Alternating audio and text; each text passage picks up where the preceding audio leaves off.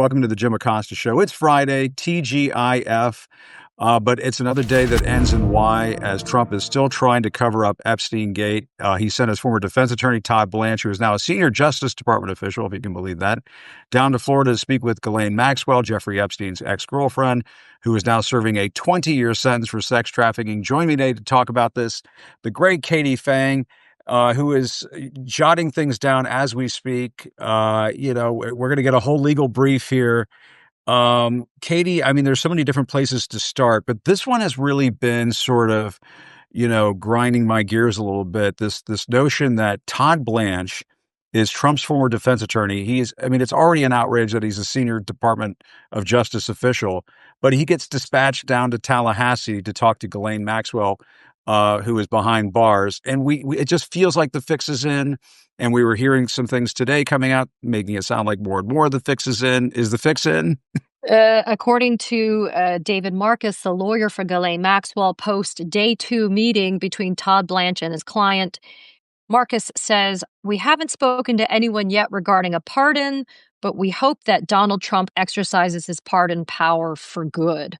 If 'Cause he that's always your does that. client, yeah, for good, right? We've seen where the pardon goes with Donald Trump. If that's the case, then obviously the either the pitch will be officially formally made. I'm assuming it's already happened, although I do believe David if he says he hasn't spoken to anybody about the pardon yet. But I think the pitch will be officially made post this meeting between Blanche and Maxwell. And listen, I always agree with what you say, but I'll make one small amendment to what you said. Sure. You said Sure. Todd Blanche is his former personal lawyer. He's not a former personal lawyer. He's still working as Trump's personal lawyer. It's so There's true. no You're so former right. going You're on so here.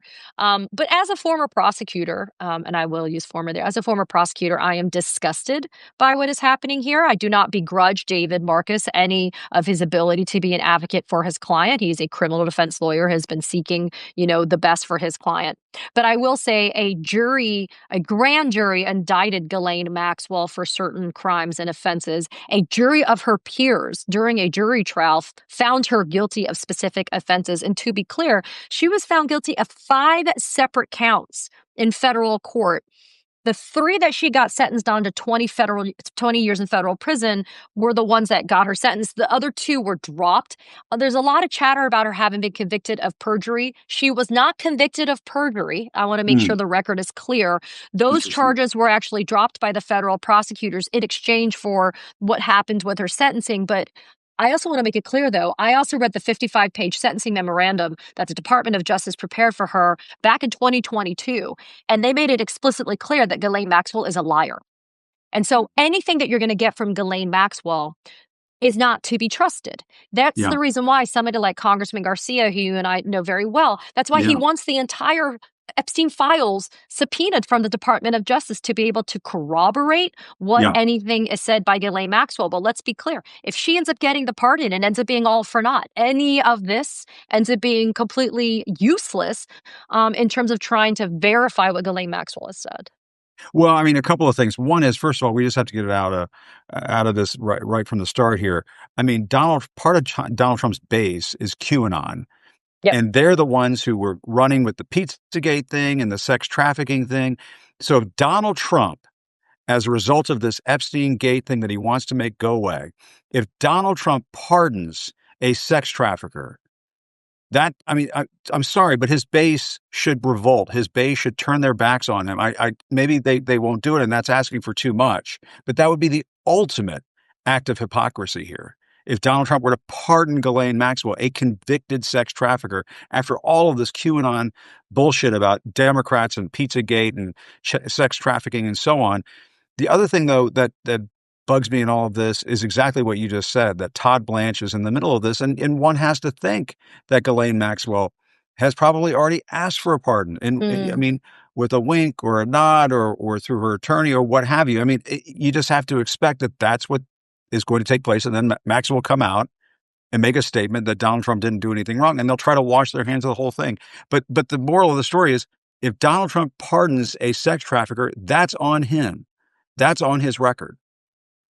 Yeah, and Donald Trump acknowledges that it is his power. The Yeah, presidential pardon power belongs to him and him alone. So that is the exclusive kind of escape hatch for Ghislaine Maxwell to right. be able to get out of her predicament. And let me set the table again for everybody who's tuning in so you guys understand kind of the background against which this is all transpiring. So as we mentioned, Ghislaine Maxwell went to trial, was convicted and sentenced. She then appealed her convictions and sentence, and an appeals court denied the relief that she was seeking. And that's why she's currently asking the United States Supreme Court to take up her appeal. Now, what are the grounds? And this is really important.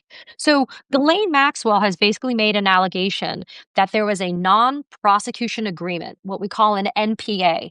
The non prosecution agreement was by and between the United States Attorney's Office in the Southern District of Florida, who at the time was being run by Alex Acosta, who was the Secretary of Labor briefly for Donald Trump and Trump 1.0. That non prosecution agreement, according to Ghislaine Maxwell, should have applied to her because she was ultimately an indicted co conspirator of Jeffrey Epstein. She's raised that argument at the trial court level. It's been rejected. She raised it at the appellate court level. It's been rejected. But the argument that her lawyers are advancing to the Supreme Court to convince them to take the case is she's saying, should one promise by one United States Attorney's Office, this being the one down in the Southern District of Florida, bind other United States Attorney's Offices, this one being the Southern District of New York? And because of a conflict in the law, in that, even though the Department of Justice policies are very clear that if any agreement like that is reached, both of the U.S. attorneys have to sign off on it from the respective jurisdictions. Maxwell saying, look, I was done wrong. I was done dirty by the U.S. Attorney's Office here, Jeez. and I should have been party. I'm not telling you I agree. I'm just Yeah. telling you that's what her legal arguments are. And so Mm. what's fascinating, Jim, is she's not saying I'm totally innocent. What she's saying is I never should have been prosecuted in the first place, which I Mm. understand some people may quibble with me. It's just semantics, but I disagree. I think it's very clear here. Her route out of all of this is her saying this non-prosecution agreement should have applied to me. Hmm. Well, that would be on a technicality and not on whether she actually did these things, which, True. I mean, I suppose technicalities exist and people get off on technicalities. But Trump was, speaking to reporters today as he left the White House, and he was again being critical of people focusing on Epstein. He said people should really focus on how well the country is doing. Later adding that he has nothing to do with the guy. I mean, that's not true. And then he went on to say that about the issue of a pardon or commuting her sentence. It's something that I haven't really thought about. It's not recommended, he said. It's something I'm allowed to do, he added, but it's something I've not thought of. He said, it's something I'm allowed to do. I've followed Donald Trump. I've covered him long enough. I've been up close with him. When he says those kinds of words, when he makes that kind of a comment, the gears are already turning in his head. So one has to think this has all been contemplated. And Katie, the other thing that I really bugs me in all of this is, according to the Wall Street Journal bombshell that came down a few days ago, he was told that he was in the Epstein files back in May. He was informed he already knew that he was in the Epstein files, but he was informed by Pam Bondi. And then they went through this whole theater of drafting that Justice Department memo, putting it out, saying we're sweeping this under the rug, case closed, whatever you want to call it. I mean, what were your thoughts on that when you saw that? And just the behavior that we've seen exhibited by Trump, Bondi, the Justice Department throughout all of this? So, a couple of thoughts, Jim. Yeah. One, I think it's notable that it is Todd Blanche that is down in Tallahassee doing this meeting. It is not Pam Bondi. So, you think if something this big is going on, the United States Attorney the United States Attorney General would be handling this, right? But she's not. It is literally the Deputy AG, somebody who is clearly, I think I have made this argument, I will make it again. She is not as battle tested in Trump's eyes as Todd Blanche is.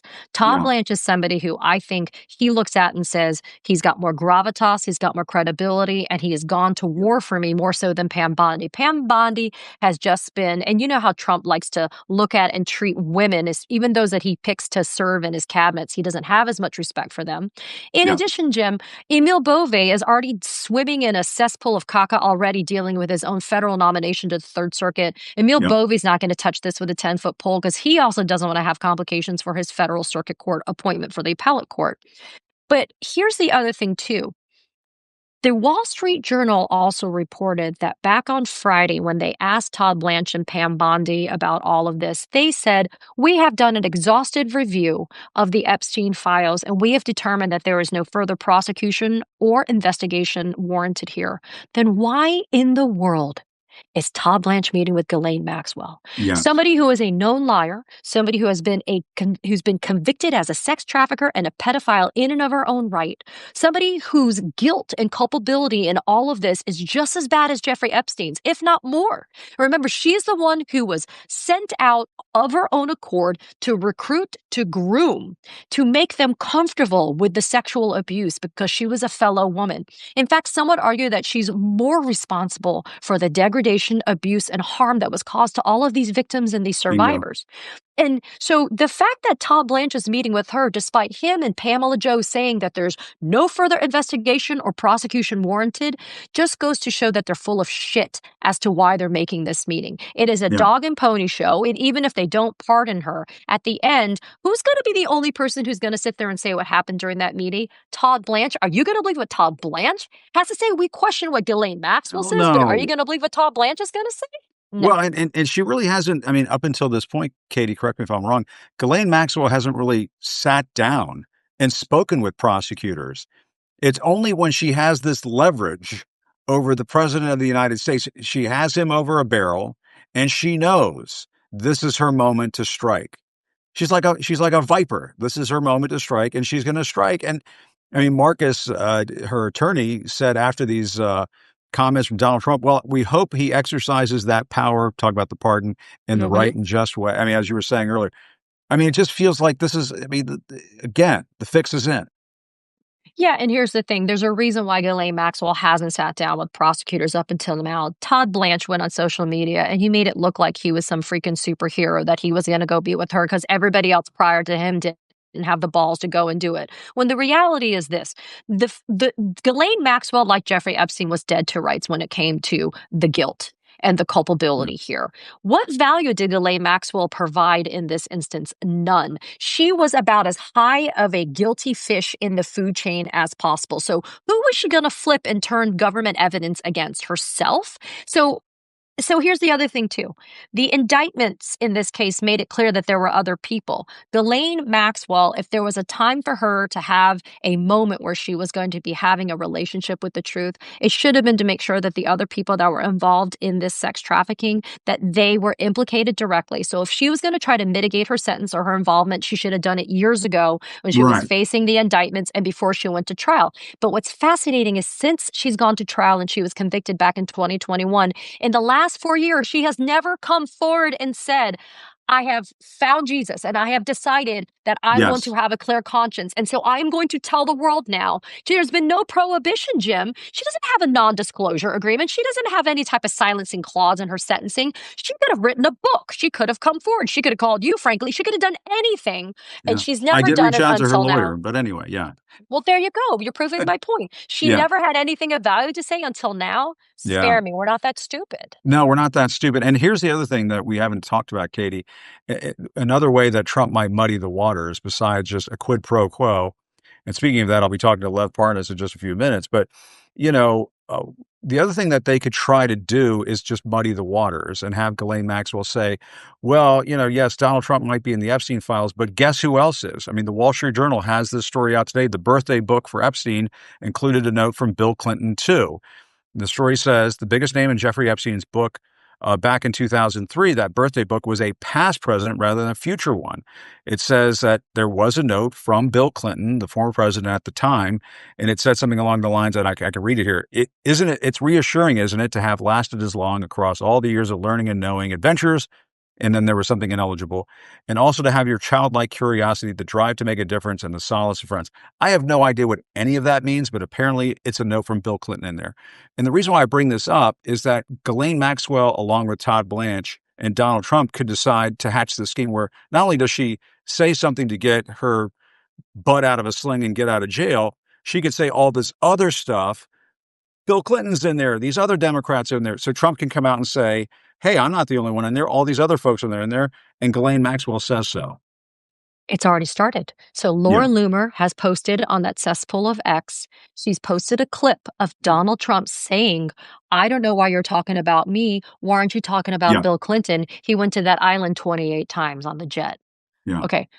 So Laura Loomer, I don't care how wackadoo she is, but she's still a mouthpiece for Donald Trump. So Exactly. they are already coordinating it, right? They're already Yeah. coordinating the rollout of how to capitalize on the Maxwell stuff, which is why there's the big tell is there's nothing being recorded in this meeting. You and I both Yes. know nothing's being transcribed. I mean, why not have the audio, a video, a transcription by an independent court reporter so Yep. people can understand what was talked about here? Yeah. This should be happening in front of a judge, quite honestly.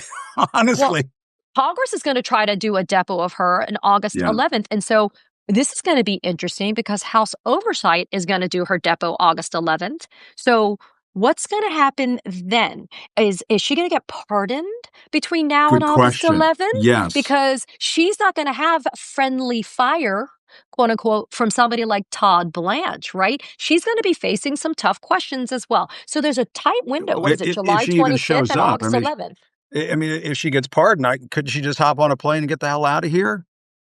Listen, she exactly. She has no obligation to continue to comply with a congressional subpoena. We know what people do with congressional subpoenas, Jim, especially in the Trump administration. But I Yeah. think the political kryptonite, though, of a pardon of Ghislaine Maxwell, I don't care how valuable somebody in MAGA land at Trump's MAGA brain thinks is going to be. I don't care how reptilian of a brain that man has. A pardon of a convicted sex predator of children, Yeah. it's just too toxic. I mean, It's MAGA, disgusting. I mean, if you've lost the QAnon shaman on this, I don't think that this would ever carry the day. But that being said, to your point, if you kind of sprinkle in all sorts of absurd accusations about Clinton and you elevate it to Pizzagate, these people are so dumb that they have the attention span of squirrels. And I personally like squirrels, but it's Yeah. you do this and then you say, okay, but all of this, and you've got Pizzagate on steroids, right? And so Yeah. you give them another conspiracy theory to latch onto, and then they abandon it. And so I don't know. That's what Let's just I'm see what worried ends up about. happening. No, that's what I'm worried about is that they're going to say, they'll coach her to say that, oh, Donald Trump's in there. Yes, they were acquaintances at one time, but, just like the White House is saying, that Donald Trump once said that Epstein, you're out of Mar-a-Lago because you're a creep. And Ghislaine Maxwell will repeat those words, and then she will start to throw Democrats under the bus and accuse them of 10 different things and try to massage this in a way, no pun intended, that it makes Trump look like he's the winner in all of this. And that to me is and I tend to agree with you, and I'll take it one step further. I think if Donald Trump pardons Ghislaine Maxwell, his presidency is basically over. He is, for all intents and purposes, a lame duck who has damaged goods, not just to the Republican Party, but to the country. Somebody who pardoned a convicted child sex trafficker. My God. I mean, we're not talking about pardoning. I mean, he has already pardoned January 6 rioters and criminals and so on. That was shameful enough. But a child sex trafficker, I mean, my God, have you no decency? That's what I would say if you were to try something like that. But Well, your final thoughts, because I know you got to go. yeah, but what we need to do is this: we have to stay on this. And I was talking with Simon Rosenberg earlier today. We can walk and chew gum at the same time, Jim. We can Yeah. talk about the Epstein stuff. We can talk about the other betrayals that Donald Trump has done to the American people. But the ironies of ironies is that I've been saying politics makes strange bedfellows. In this Yeah. instance, Tom Massey, even James Comer, who agreed to the subpoena from House Oversight for these records from DOJ, if we can harp on the fact that Donald Trump just betrays people left and right, including his own base, and that's what we should be doing. We should remind people that this is exactly par for the course. This is what you get from somebody who himself has been found liable of sexual abuse by a jury of his own peers. Yeah. Exactly. No, I mean, he has you look at the video, the montages that have been playing lately, where he's looking up at the young girl on the escalator and say, I'll be dating her in 10 years. And I mean, How about the stuff he says about his own daughter? the stuff he says about his own daughter, the stuff on Howard Stern that his cutoff is 12 years old. I mean, at some point, MAGA, QAnon, people, let the truth seep into your brain. You know what I mean? Forget what Fox News is pumping out every day and how they're not covering Epstein-gate. Forget They're about that. not. Use They're your not covering mind. it. Use your reasoning skills to try to figure out what the hell's going on here, and that is this is a massive cover-up. Katie, I know you gotta go. I don't wanna hold you up, but I feel like we didn't really scratch the surface in the last 20 minutes. We gotta do this again soon, but really appreciate it. Anytime. I'll come back anytime, and thanks to everybody who tuned in. I appreciate it. You're the best. Thanks, Katie. Really Thanks. appreciate it. Bye, Great guys. to talk to Katie as always.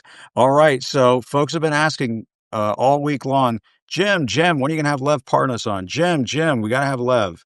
All right, you're getting Lev. Here comes Lev Parnas coming on the show. I saw he had posted something earlier this week. I think it was a couple of days ago. Jim, why won't you have me on your show?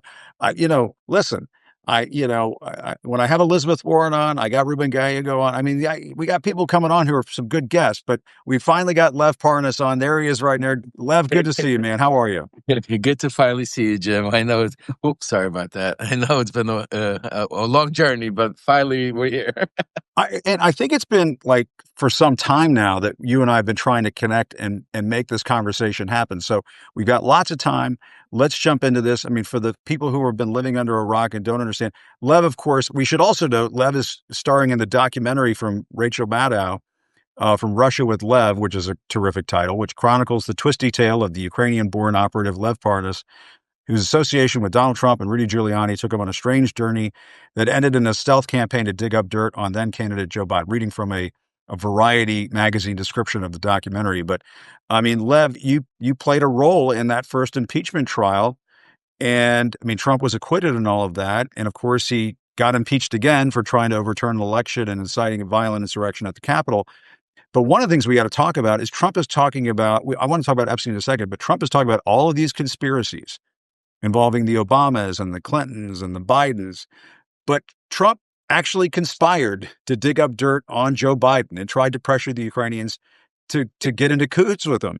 So it's kind of rich to me that Trump is talking about all these conspiracies and the Obamas and James Clapper and James Comey and everything. He was part of this, and they roped you into it too.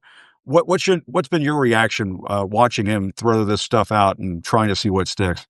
I mean, you know him, Jim. I mean, it's typical Trump. It's Yeah, basically deflect. It's project on others what he's doing himself. Actually, that's why when you're in the deep state. I mean, when you're in that mega cult, and when you're you're told and every day you're projected about the deep state, about how all of the Democrats and they're doing it. And in the meantime, what's really happening is he's doing the same. That's what he's actually doing. That's what he's yeah. trying to accomplish. That's what he's projecting. And that's what's happening right now. I mean, watching what's being played out in front of our eyes is just, I mean, sick. It's gotten to a degree when we're literally sitting here and watching the possibility of a sex trafficker or a pedophile or whatever you want to call her, but somebody so heinous that we shouldn't even be speaking or giving it any effort. But we're talking about it because the president of the United States that ran on a platform, and you have to understand, Jim, a lot of people that might not know, they call me, I was one of the original OG MAGA. Yeah, When they say the original, because, yeah, 2015, 16, that's when MAGA was born. And I was right. part of it. I was part of the hierarchy, the leadership, whatever you want to call it, the brainwashing. And the Epstein files that was inbred into us. It was basically something to us that was more important than immigration. It was more important than the financials. It was because it led into the deep state. It led into the Clintons, the Obamas.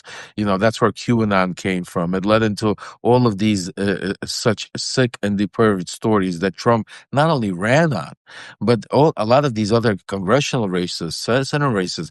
You have people like right now, the head of the FBI, Kash Patel, that I know very well, all of them intimately, from Pam Bondi to Kash Patel to Yeah, Dan. how do you know them so well? Because of what, the Trump hotel lobby and that sort of thing? Well, not only that, but I mean, I was literally, I mean, a lot of people don't know how close I really was. I mean, Jim, Rudy Giuliani was godfather to one of my kids. I Wow. spend more time with Rudy and Trump and being at all of these events and all, from Kevin McCarthy to Lindsey Graham, you name it, Devin Nunes. I mean, I worked with Devin Nunes, Derek Harvey, and Kash Patel behind the scenes to interrogate Ukrainian prosecutors to get dirt on the Bidens. I mean, Nunez tried to sue CNN, myself, and Vicky Ward for $300 million, which he lost, obviously, because Yeah. Vicky Ward did a story about my relationship with Nunez. Just think about it, he was the head of the impeachment committee, sitting up there talking about that I'm a criminal. He doesn't know who I am, making up a whole story when Adam Schiff comes out with the phone record and saying, "Wait a second, you spoke to the guy for 10 minutes before you called the White House." I Yeah. mean, and blowing up his. I mean, these are the type of liars they are, and to the extent they go. And I was in those rooms. I mean, I know them all intimately. I mean, from text messages that I still have that I haven't produced, and that's why I use my Substack right now as my voice to be able to go out there and try to do whatever I can to save our democracy. To be able to go give an inside look, like even what's happening right now. I just spoke to some of my sources, and literally they're rolling out the game. Blanche has already spoken with Trump, and yesterday the meeting that they had, the conversation was about what they're gonna basically roll out, and it's going Yeah. to be a cleansing of Trump, and B, it's going to be I mean. Clinton, I'm sure everybody knows the Clinton, but there's going to be some very interesting financial guy names in there, Wall Street people that are Yeah. connected to fundraising, to Democratic parties that were going to lead into other conspiracy theories that are already laid out. And, for those of you that don't know, I know Todd Blanche very well. He was part of my legal defense. Todd Blanche then Wow. eventually, when I kicked him off, ended up defending my co-conspirator, Igor Fruman, and he played a big role on trying to cover up all the information, Jim, that I gave in the first impeachment of Donald Trump. Out of the 300 articles of impeachment that they handed over, 100 of those articles were things that I handed over. But it Yeah. didn't go easy because Todd Blanche filed, tried to go to court and have it sealed so I couldn't hand it over. Because even at that time, he was working for Trump, even though unofficially. Yeah. And so when you see Todd Blanche involved in these conversations with Ghislaine Maxwell, they've been calling them interviews over the last couple of days. I kind of laugh at that, but they're calling them conversations with Ghislaine Maxwell, a convicted child sex trafficker, by the way. What goes through your mind? I mean, he's obviously still acting as Donald Trump's defense attorney, it seems to me. I mean, he even subconsciously, that's how he filed the records. If those of you that don't know, he actually filed as Donald Trump's defense attorney instead of, the attorney general, the assistant attorney general of the United States. I mean, I know Todd Blanche very well because, like I said, he was originally part of my defense team. He Yeah. stayed on as one of my co-defendants through my trial. I've butted heads with him many of times. And previously, I know the strategy of, keeping quiet and formulating a plan. Even when we were arrested, nobody, wanted to know the truth. Nobody cared about it. It was formulating a story of how to protect Donald Trump, for him not to get impeached, and for us to keep quiet and take the brunt, and then later on get pardoned. I mean, Yeah. so that's the strategy that was back in 2019. I can't imagine there be anything else. And not only that, but I've spoken to some reliable sources that tell me that that's exactly what's happening right now. Literally in the past 48 hours, that's what's been transpiring. Interesting. Well, and the other thing that people should take away as a lesson in all of this is look at the way Donald Trump has treated Rudy Giuliani. You don't see Rudy Giuliani making trips over to the White House and putting his arm around Donald Trump these days. Trump has essentially kicked Rudy Giuliani to the curb. I think he put his son, Andrew, in charge of some sports office or something like that in the administration. I think Giuliani got offered some kind of advisory board role somewhere or something like that. But he's not the personal attorney to Donald Trump anymore. And he does this time and again to his lawyers. He kicks his own lawyers to the curb, uses them and throws them out. They're disposable parts to him. Well, everybody's a disposable part, Jim. I mean, Yeah. it doesn't matter if you're a lawyer, if you're, it's, because Donald Trump, we always have to come back to the roots where he came from, who taught him, from coming from a dictatorship, authoritarian father, that Fred that I worked for when I was 15 years old in real estate, to then having a guy like Roy Cohen, then to work you Yeah. through the rings and teach you, everything that we're seeing play out. So, Donald Trump, that there is no loyalty in Donald Trump. He grew up knowing that loyalty goes one way from the top down. You have Yeah. to, everybody has to be loyal to Donald Trump, but Donald Trump's not loyal to anybody. Yeah. And I mean, the other thing that is on my mind is, to what extent is Donald Trump in these Epstein files? Do you have any insights into that? What are your thoughts on it? Do you think he's got something to hide here? I mean, like you said, you've been kind of in MAGA world a little bit, or you were for several years. Um, I covered him for a long time, and I never really. I mean, I thought it was odd that he was, so close to Jeffrey Epstein. You would see the video and of the two of them dancing, and it looked pretty creepy, and it seemed consistent with his behavior when it comes to women and so on. Um, but is it possible that there's something more nefarious that the public just doesn't know about yet? What are your thoughts on that? Do you have any insights into that? What do you think? Well, I'm gonna put it like this, Jim. Look, you've covered it for a long time, and Yeah. we have all common sense here, and that's the difference between most people and the mega cult. I mean, if it right now, if as we're sitting here, if we hear thunder outside, and all of a sudden we come outside and it's wet all over the place, we don't have to actually see the rain. We know Yeah. it's rain outside. That's called circumstantial evidence. It's called common sense, whatever you want to call it. Same Yeah. thing with Trump. A lot of people are trying to say, okay, what's the crazy smoking gun that we're going to see in the Epstein files? I mean, we need to understand that we don't need a smoking gun. Let's talk about facts. Donald Trump is a convicted sexual offender. That's in the E.G. Carroll case. He appealed it. He lost. He is an official Well, we have sexual to say he was found liable for sexual abuse. liability. I think Right? I that's what we apologize. have to Correct. say. Yeah. That's the Right. correct way. Right. But Right. still, he himself, in his own words, on plenty of shows, called himself a sexual predator, and his own daughter called him that on Howard Stern. I Yeah. mean, he's himself. He's made a lot of comments over the years that, I mean, obviously are not the kind of comments that come from somebody who has like normal views on women, or Absolutely. Yeah, no, underage girls. When he looks up an escalator and says, "I'll see you in 10 years, I'll date her in 10 years," when he's on Howard Stern and he says, that his cutoff age is 12 years. I mean, there's stuff that just churns your stomach. But Lev, I mean, what was the moment for you that made you say, because you were, like you were saying at the beginning of this, you were a big Trump fan, you were a MAGA guy. What changed it all for you? well, to me, it was I had to hit a brick wall, Jim. I ended up. I say that the worst day of my life was the best day of my life.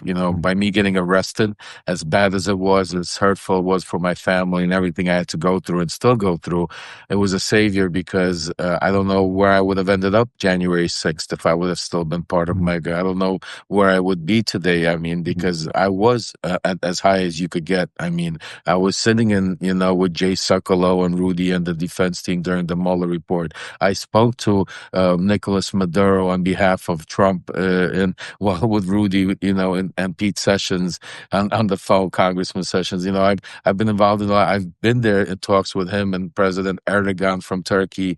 I've been working Yeah. with Brian Ballard for I mean, the Qatari connections, everything. I know them all. I've been there. I mean, I've been part of that family since like 2015. So I was so deep inside when I had to, ended up in prison. I think the biggest thing for me was when I got that postcard from Rudy, it slipped underneath my prison cell when I got, and it said to me, don't worry, you got good lawyers. Paul Manafort only got 7.5 years.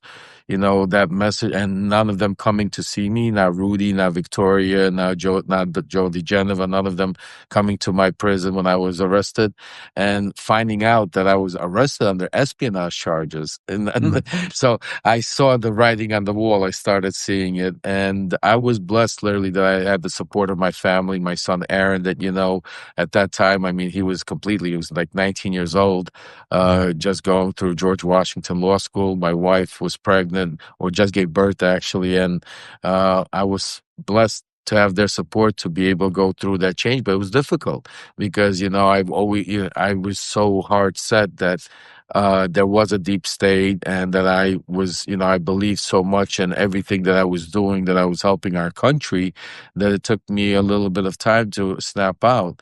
But once I snapped out, as you probably know, I mean, I went full force. Once I Yeah. did my interview on Rachel Maddow, it was, all in from there. Yeah. And one of the things I've heard you do is you've defended Hunter Biden in the past. And what have been your thoughts on that? Because, I mean, that was another thing that Donald Trump would go after time and again. They would try, they called it the Biden crime family, and said that Hunter Biden had, tried to do these things for that Ukrainian energy company, Burisma, and, that his father was making money off of it. And it was all this big plot. And, because you were intimately involved in that quid pro quo scheme, when Trump said, "Hey, if you can get me some dirt on Joe Biden, I'll help you out with the weapons." When he said that to Zelensky, you were a part of that. But I mean, what has made you want to defend Hunter Biden now, I guess, is a question. Well, it's not so much defending Hunter Biden. I Yeah. want to make it clear Yeah. because, I wanted to make the story straight. I wanted to clear the air. I wanted to make sure that the truth got out, because Yeah. one of the things about my platform, Jim, is not about give opinions, Yeah. but it's about trying to get the facts and the truth out. Yeah. And I was a part of not only one quid pro quo, but a lot of people don't know there was two quid pro quos. The first one was with the first president of Ukraine. Trump sent me there to give him the same type of go after, give me dirt on the Bidens, which he turned down. That was President Poroshenko. Then, Poroshenko. and then when the elections turned out, we were. I was vehemently involved on behalf of Trump in the elections, of walking around saying who's going to give us the support, who's going to give us the dirt on the Bidens, Trump's going to support in the elections, to that degree. A lot of people don't even know that.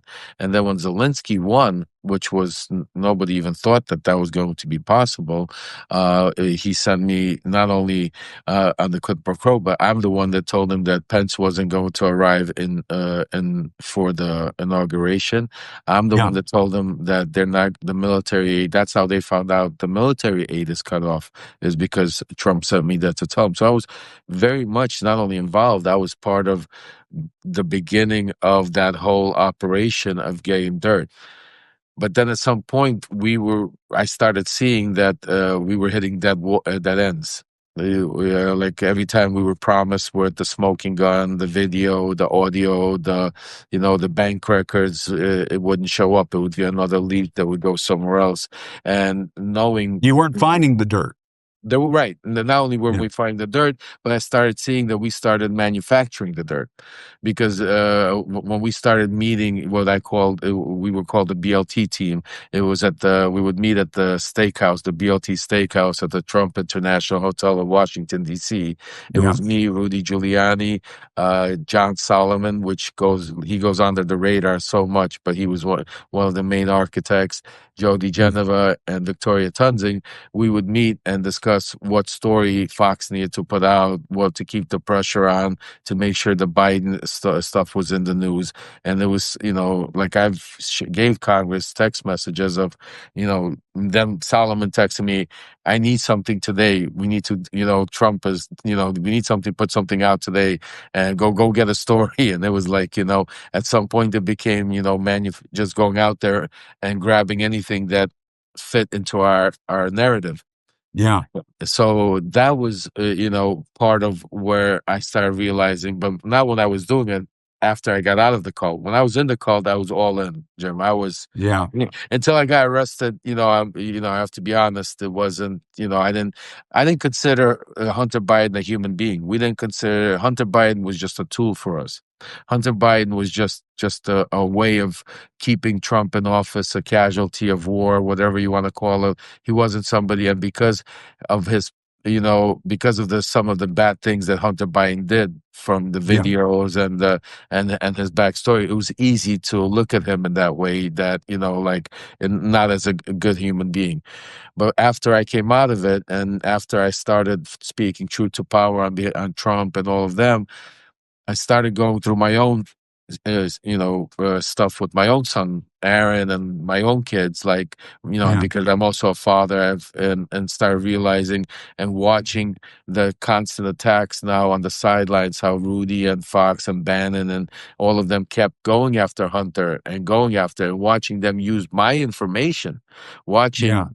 my information that we've generated, go into the halls of Congress, watching these senators and congressmen walk around with it, talk about how this is real, when we know it wasn't vetted, when we know it wasn't made up and coming up, and it came to a point where I said, what if that was my son? What if that was Aaron, what they were doing to me? Yeah. What if that was, and I started going to it in that sense, in a way where it really hit me, and I made it my mission. I said, I need to clear the air, not because of some political, which the country, I owe that to the country. I figured that it was Yeah. a good thing anyway, but I think I owed it So to you the never Biden. found any nefarious, you never found any evidence that Hunter had done something criminal or anything along those lines that would become a problem for the Bidens? No, he was being used. I mean, the optics were very bad.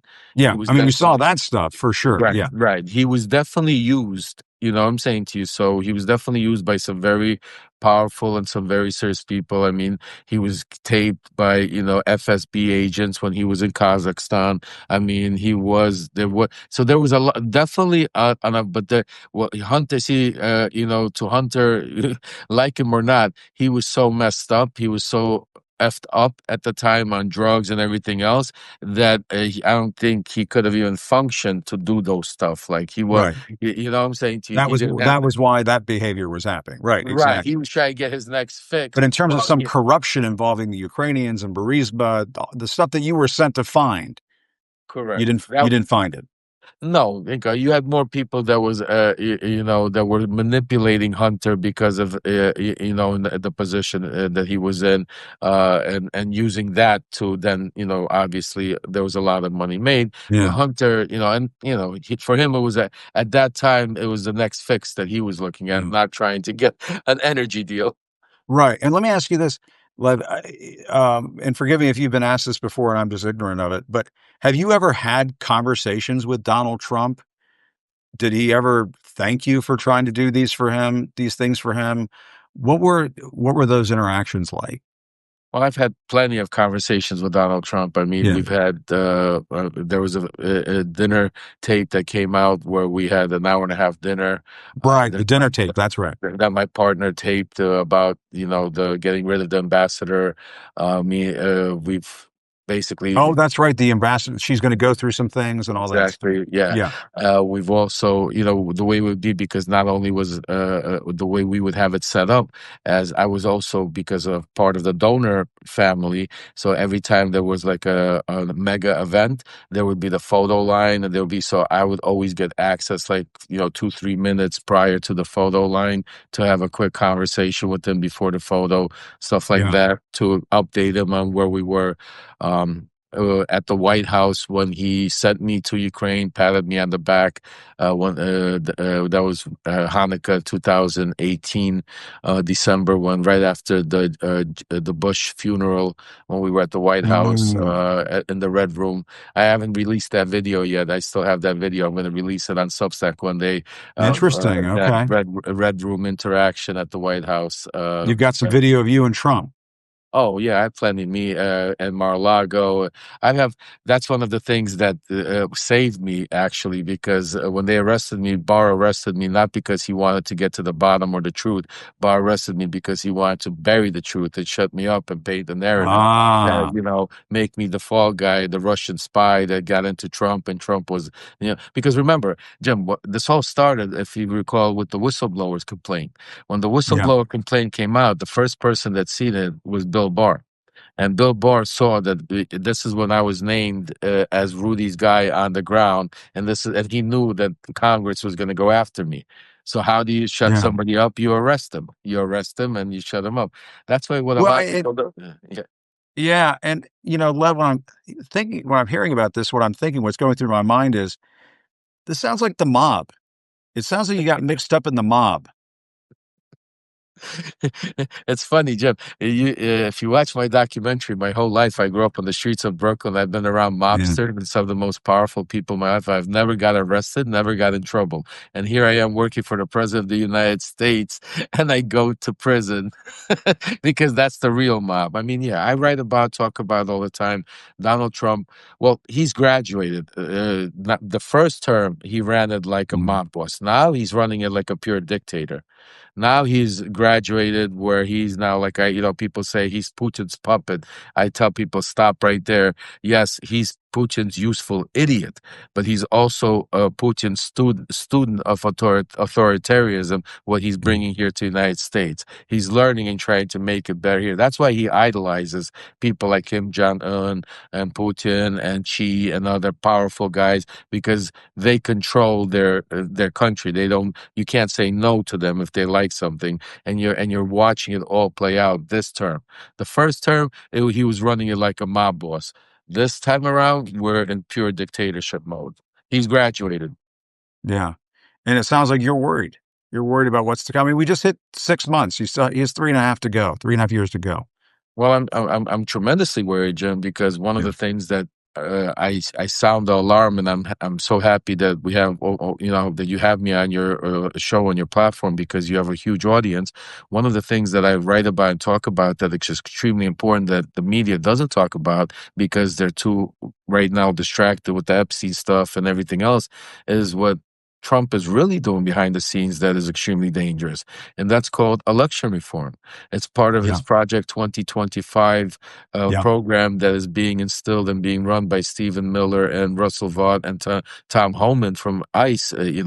Not somebody that's been approved by the Senate or congressionally approved, by just a figure that is loyal to Donald Trump, that is now running an agency that has more power and more money than the FBI, DOJ, or anything else. And he's also, you got to keep in mind, it's like his own personal FSB. Like Putin has the FSB, Trump yeah. now has his ICE, which Secret he's police. secret police, and now he's Yeah, going to, and now go to, but he's already implementing. That's why Pam Bondi is so important to him. That's why when people talk about, oh, he's going to get rid of Pam, but he's not getting rid of any of these loyalists. They're important to him because he needs to stay in power. He needs her to rewrite DOJ regulations. He needs Cash Patel to start opening up FBI investigations on their adversaries. He needs to threaten. I mean, there's a lot of things that are taking place behind the scene, and that's what I'm scared of most of all. Because if we don't somehow wake up, and there are already certain congressmen out there, like you see Tillis, Bacon, others that I sound the alarm. I mean, they're sticking up. I mean, standing up. If there were a few more, and I'm hoping that they stand up in time before he takes over full control.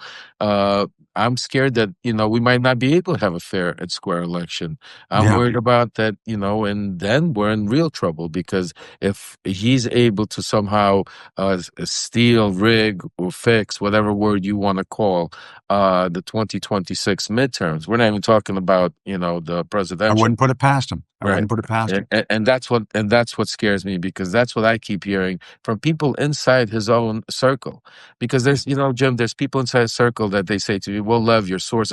There's people that are regular there, yeah, that for whatever reason, like him or not, but they also are getting hurt by his own policies, by the yeah, tariffs and by this, and that they lie, but they don't agree. Some of them have family and friends that are not pure white, that are also scared to go to the local, maybe Mexican taco stand because they might get Sure. raided or picked up. You know what I'm saying to you? It's affecting everybody. It's not just affecting people inside his inner circle. So there are people that are scared but speaking out.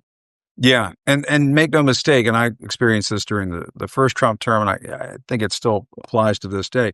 There are people in Trump world who know he's a dangerous guy, and they are still in his world. They're still in his orbit because they benefit from it in some way. But if you speak with them privately, and I know you speak to some of them privately, and I do from time to time, they know they know he's a dangerous person, and then it goes back to what you were saying earlier.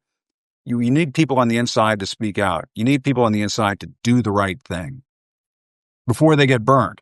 Before you get burned. And that's what Trump is Yeah. trying to do. He knows Yeah. right now his number one thing is he's going after all the leakers. He's trying to shut up. He's trying to scare, threaten, Yeah. you know what I'm saying to you. And that's one of, his tactics. Absolutely. And, Yeah. you speak to all of these people that are, that are on the inside. And the one thing that you're 100% right is, a lot of them are there for their own personal greed. Either it's Yeah. cryptocurrency or because anybody that's around Trump has a transactional component into it because Trump Yeah. is transactional. They're either making money with him, they either need to, because in his first term, it's interesting that you say, Jim, in his first term, I remember that Donald Trump, that everybody from the congressman, like I remember Kevin McCarthy one time would laugh, we would laugh about Don Jr. and Donald Trump. They would make fun of him behind his back, and then he'd come Yeah. in and they'd be all like, like nothing. Now it's the opposite. Now what you're saying, they're not making fun of him. They're scared of him. They're talking about like, they're really worried about it, but there's still some of them are, either just too far because of, financial, or because they're complicit in a lot of this Yeah. stuff because of They're that's implicated. part of They it. might be implicated in Implicated. bad Yeah, stuff. Yeah. absolutely. Yeah. 100%. Well, Lev, let's do this again sometime, but very interesting comments from you, very interesting insights. I guess we're going to see how this thing plays out. But I guess, the conversation I had with Katie Fang at the beginning of all this makes me think, and you might be able to agree with this based on what you know, it feels like the fix is in right now. And they're going to try to clean this Epstein thing up in the next couple of weeks before she even gets close to testifying up on Capitol, if that ever happens. It's amazing. You see, God Yeah. works in mysterious ways. For all you subscribers out there, this was not planned out this way, but me and Katie actually had us live earlier today. Yeah. Yeah. Talking Yeah. just you can't even, that's why because she's incredible, and Yeah. that's why we did because exactly, you couldn't say it better, Jim. The fix is in. It's already right now what we're watching, and mostly what we watch with Trump is called it's theatrics, it's optics. Trump is Yeah. a showman. There's real people that pull the strings. Like when it comes to policy, it's people like Stephen Miller and Russell Vaught and others and Susie Wiles that are really the brains behind, and Trump is just a puppet. When it comes to international, it's the Vladimir Putins and others that are pulling the strings, and Trump is just trying to get he's still chasing that Nobel Peace Prize. He's still chasing. Yeah. For him, it's all recognition. Yeah. You know that, Jim. I don't Oh, have to yeah. tell you.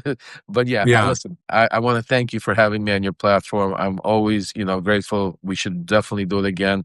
Absolutely. And hopefully, as this plays out, if there's some more breaking stuff, we could definitely come on and talk about.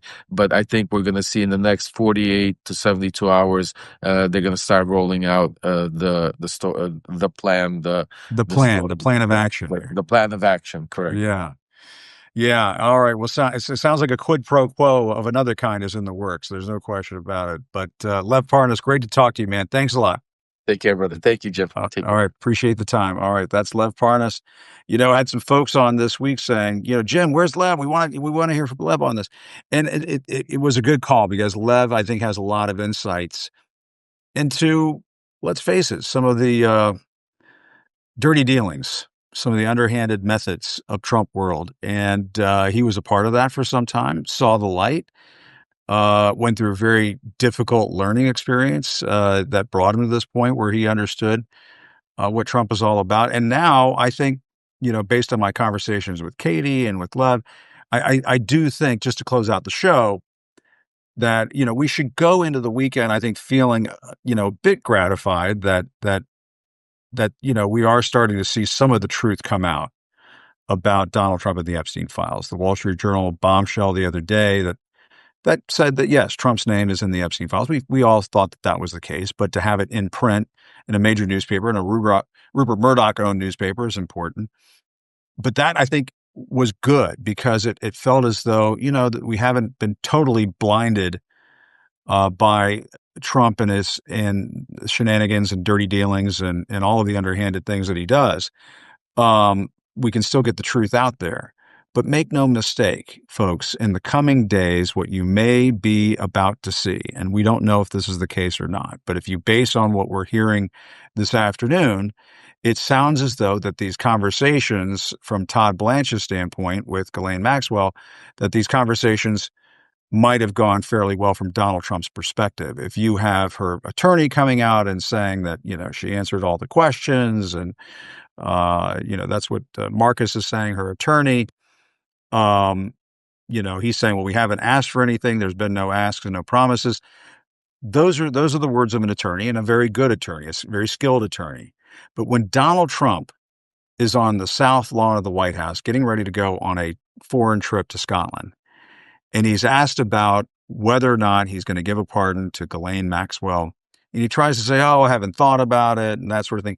But when he uses the words, I'm allowed to do it, when Donald Trump, when asked about a pardon of Ghislaine Maxwell, says, I'm allowed to do it, make no mistake, there is something on his mind. And it may be that what we're about to see here in the coming days is a brand new quid pro quo, folks, a this for that.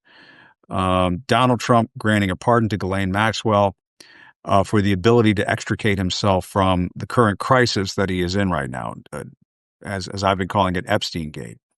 And, he may think that that's the end of this, but make no mistake, and this is my view on this. The day that Donald Trump pardons Ghislaine Maxwell, a convicted sex trafficker, the day he pardons her, his presidency is essentially over. His presidency is essentially over. It will be written. And for all of those folks in MAGA who don't want to hear this, I'm just going to say it anyway. It will be written in his biography. He may not have this in the Trump library if that's ever built, but it'll be written in his biography, in his obituary after he leaves the scene one day, that he pardoned a sex trafficker in the middle of a scandal that was engulfing his presidency. That's basically what he's about to do, it seems to me. And I hope that there are enough people in MAGA, enough people in his base who will say, give me a break. Give me a break. Donald Trump, you're going to pardon a sex trafficker after all this? I mean, I can't tell you how many Trump rallies I've been to where they had the QAnon signs and the Qs and the where we go one, we go all. That entire conspiracy theory movement was built on the lie that Democrats were running some sort of child sex trafficking ring out of a pizza parlor in Washington, D.C., and that they were all part of this big conspiracy to traffic children for nefarious reasons. And to think, after he gets back to the White House, after he gets back in the Oval Office, that he would have the audacity, the shameful audacity, to pardon a sex trafficker to get out of the current predicament that he's in. I think that says everything that you need to know about Donald Trump, folks. And I think fair-minded Americans will say at that point, my God, why is this man president of the United States? You're already starting to see it in the polling, 37% in the latest Gallup poll. Independents are fleeing Donald Trump's, if you want to call it a base or base of support in this country right now. They're fleeing him. They're saying, no more. I can't take this anymore. What's with this Epstein file stuff? If he pardons a convicted sex trafficker to get out of the jam that he's in, what does that say about his presidency? What does that say about his use of the pardon power? What does that say about who he is, if that's what he does at the end of all of this? Something to think about this weekend, folks.